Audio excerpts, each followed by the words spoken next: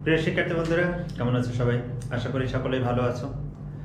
তোমরা সবাই রিঅ্যারেঞ্জিং এই প্রশ্নটার সাথে পরিচিত এবং এখানে একটা $1,000,000 কোশ্চেন, সেটি হলো রিঅ্যারেঞ্জিং আমরা খাতায় কিভাবে লিখব, এবং তার থেকেও $1,000,000,000 কোশ্চেন হলো আমাকে সম্পূর্ণ প্যাসেজটাকে আবার লিখতে হবে।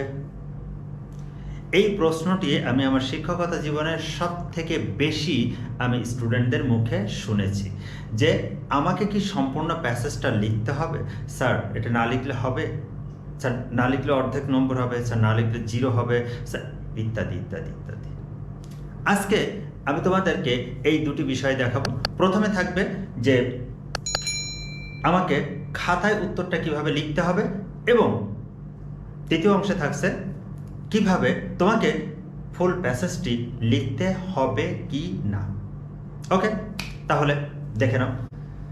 রিঅ্যারেঞ্জিংয়ে এখানে আমাদের 10টি দেওয়া থাকে। অবশ্য 2022 সালের জন্য এখানে 8টি বলা হয়েছে। তো 8টি হোক 10টি হোক, কিভাবে তোমাকে অ্যান্সারটা লিখতে হবে আমি সেটি তোমাদেরকে দেখাই। তোমরা এরকম একটি বক্স আঁকবে যেখানে 10টি ঘর রয়েছে, এবং এই ঘরগুলোর ভিতরে তুমি কি করবে, সেখানে তুমি 1 2 3 4 5 6 7 8 9 এবং 10 এরকম 10টি ঘর তুমি লিখে নেবে। কি করবে, এরকম 10টি ঘর তুমি লিখে নেবে। এবার তোমার যে উত্তরটা হবে সেই উত্তরটা তুমি এখানে লিখবে। এখন তোমাদের প্রশ্নটা ABC দিয়েও থাকতে পারে, আবার 1 2 3 দিয়েও থাকতে পারে। এখন যদি ABCD দিয়ে থাকে, তোমার এখানে যদি প্রথমটা উত্তর কি হয়, প্রথমটা C হয়, তুমি সেই C লিখবে, তারপরে F হয় F লিখবে। আবার যদি তোমার এটা ABC না থেকে সংখ্যায় থাকে, মনে করো যে প্রথম তোমার 7 নম্বরটা অ্যান্সার হবে, তাহলে তুমি সেই 7 নম্বরটা লিখবে। দ্বিতীয় নম্বরে 3 নম্বরটা হবে, তুমি সেই 3 নম্বরটা লিখবে। তাহলে এভাবে বক্স থেকে তুমি খাতায় উত্তরটি লিখবে।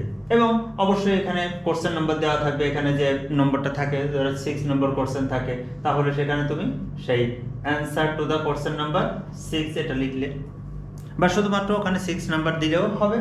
এভাবে তুমি উত্তরটি লিখবে।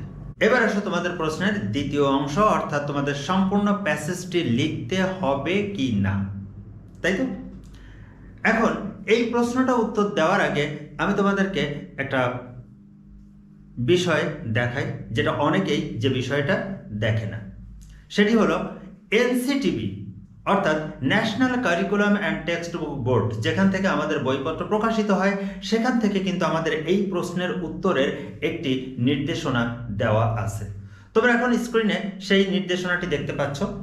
এই নির্দেশনায় এখানে স্পষ্টভাবে বলা হয়েছে, while answering the question the student need not reproduce text in their answer script, writing only the numbers should be enough। তাহলে এখানে এই যে ABC বা এই 1 2 3 দিয়ে অ্যান্সার লেখাটুকুই যথেষ্ট। এখানে স্পষ্টভাবে বলা হচ্ছে যে স্টুডেন্টদেরকে এই টেক্সটটা তাদের খাতায় রিপ্রোডিউস করতে হবে না।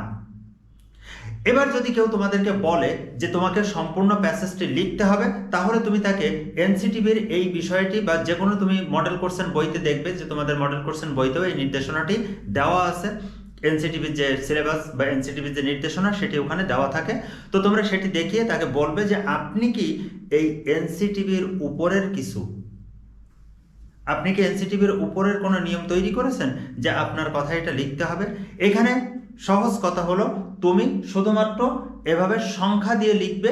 যদি এই সংখ্যা দিয়ে তুমি লেখো, কোনো অবস্থাতেই তোমার নম্বর কাটার কোনো সুযোগ নেই, এবং কেউ কখনো নম্বর সেটা কাটবে না। আর যারা বলে থাকেন যে এটা লিখতেই হবে, এটা তারা ভুল বলেন। সুতরাং কখনোই এটা লিখতে হবে না, আর তোমরা কখনো এটা লিখবেও না, কারণ এটা অতিরিক্ত সময় ক্ষেপণ করতে করে। আশা করি এই বিষয়টি তোমাদের কাছে ক্লিয়ার হয়েছে। এ নিয়ে আর কোনো প্রশ্ন থাকবে না। কিভাবে খাতায় লিখতে হবে, কিভাবে তোমাদের প্যাসেজ লেখা লাগবে কিনা, আশা করি আজকে উত্তরটি পেয়ে গেলে।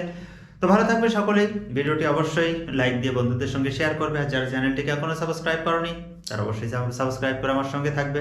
ভালো থাকবে সকলেই। সকলের শুভকামনায় আজকের মতো এখানে শেষ করছি। আল্লাহ হাফেজ।